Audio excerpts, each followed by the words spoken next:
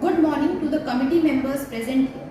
Today, we here as a team are present before you to showcase our ideas in this innovative event. India, the motherland of the cultural diverse, like no other country around the world. India has its share of unique, historically significant monuments that have gained worldwide recognition as a must-explore destination.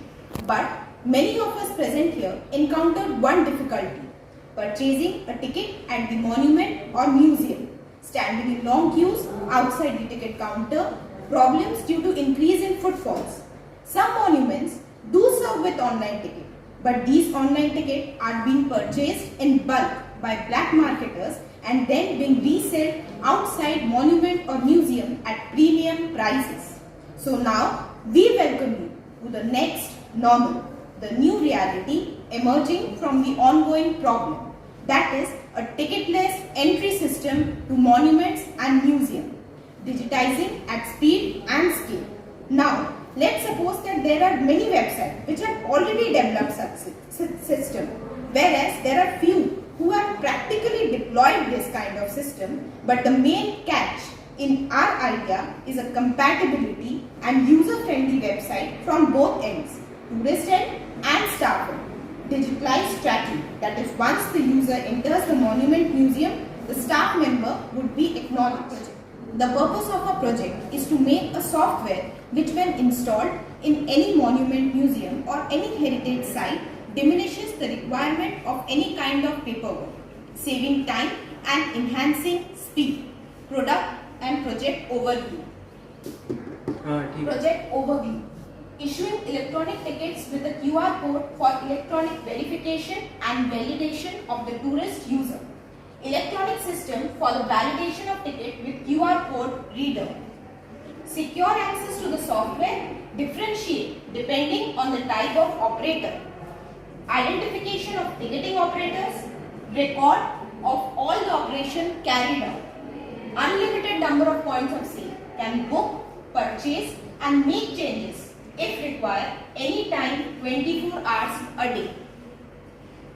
Detailed sales report, differentiate depending on the operator, the type of the ticket, the room, monument, museum and the time of sale. Exporting sales data in standard format so that they can be imported and used in accounting management system. Now, I would request my team members to join me to explain and give you an overview of the objectives of our project are starting with module 1. So basically, when visitor or traveler will open the site, we have a detailed information of heritage site and culture, providing the traveler to choose a city or place in the site where he or she would like to visit, along with date, time, and we have a flexible slot booking facility in our as per the availability of space according to the slot book. Now let's visit the next module, user registration. So as soon as the user searches the city, website automatically checks whether the user is logged in or not using his session ID. New user registers themselves and existing user create their account using unique alphanumeric username as well as password.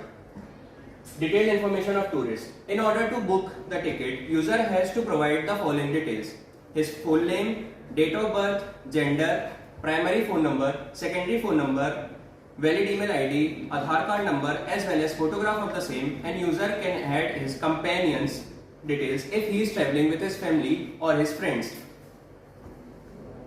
Staff can directly register herself as staff while login. On the other hand, staff and admin can directly select user type from the options available in the drop down menu below. Let's discuss module 3. Ease of modifying user detail. User can modify if detail like in the given user dashboard like DOB, password, etc. Changing beneficiary name, place of visit, maximum number of visitors.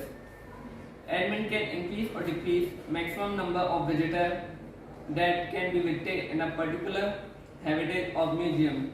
Next, prevention of data loss. Database will take backup of record after certain period of time, so admin can restore records if the system fails. Admin can also export record as a CSV file or Excel file. In the module 4, we have used the integration of payment gateway with our website, and for the payment gateway, we have used the Stripe API, which would be discussed later. After a user successfully does the payment of the ticket, then the Stripe API returns us the transaction ID as well as the status of the payment.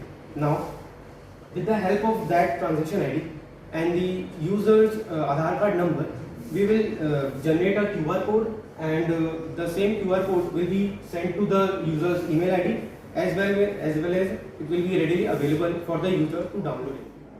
Now we move on to a fifth module. In this module, scanning and management part takes place. Staff has a full-fledged application through which he will scan the QR code. User's detail will be displayed along with the number of visitors. The detail will be verified through our database and the user will be allowed to move on. This helps in crowd management. All the data of the visitor will be gone to a database which will directly help the administrator to manage the data. Required arrangement can be made done in the accordance with the number of visitors. Accordingly, our admin will manage the data, and according to him, he can manage the crowd, whatever he requires. Diagrammatic representation. We can broadly classify this section into three parts: superadmin, admin, and the user. So the main work of the superadmin is that he is the main powerhouse of the system. Development team and management team. The government officials are in direct contact with the superadmin. The higher government officials here, I would like to specify this. We could add and remove the administrator, and all the work are processed through this superadmin. Admin, manager or head staff. Admin could increase or decrease the number of slots according to the situation. Admin could also visualize the data. After visualization of data, the crowd management will be very easily done by the admin. Now coming on to our last layer, that is the user. User is the last layer, but yet the most important. Once the payment is processed by the user, a QR-based ticketing system, a QR-based code would be generated and would be sent to the user. The user need to save it in the form of screenshot or could easily be sent in the email ID when and when required. The QR code that is generated is to be scanned in the monument and museum. The scanning process is done by the staff member, and once the staff member verifies, then the staff member could easily, and once the user is verified, then he could enter the monument and museum very easily. Let's visit the use case. First, let's learn about the user. User, using our software, logins or registers himself to the system, after which he will go through his ID verification, slot booking. So the user can book his slot as per his requirements on the specific date or time of his choice. User, after the payment is processed, gets the QR code generated e-ticket either on his email, or he can download it directly where required. Community service. User can make changes in the details of himself as well as his companions. Let's visit the administrator section. So the admins are classified into three sections, namely superadmin, admin and staff. Functions of superadmin are the management of admin and staff. Superadmins are also the devs, so they can manage the development and integration of our website. Admin using database can process and fetch data from the database as per his requirement. Staff using the scanner application scans the QR code, verifies the visitor and then grants him access to the venue. Now, here are some screenshots from our website. Now, let's go to the technology stack part. HTML. HTML is used to give the structure to any website.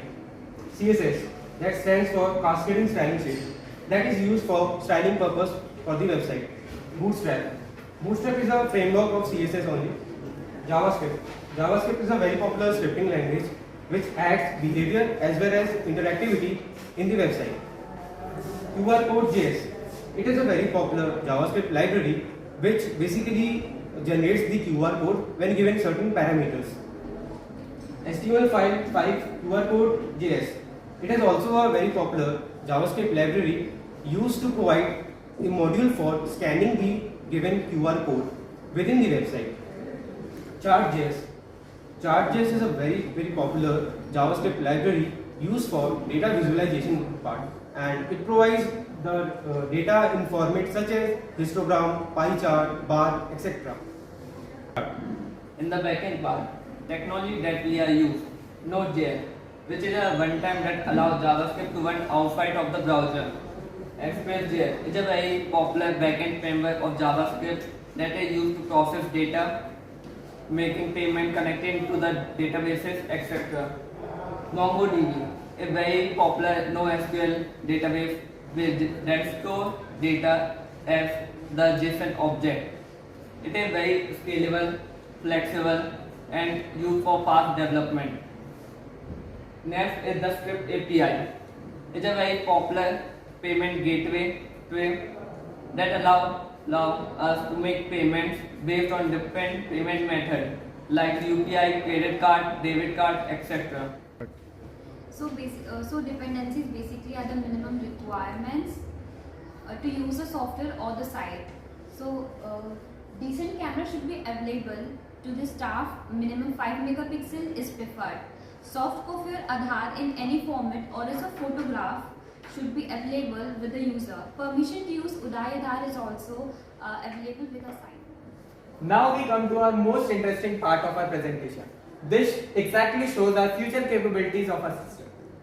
Crowd management system will be refined by separation of the analysis on the monthly, annually and seasonal basis. Mobile based application will be delivered to the user as well along with the staff.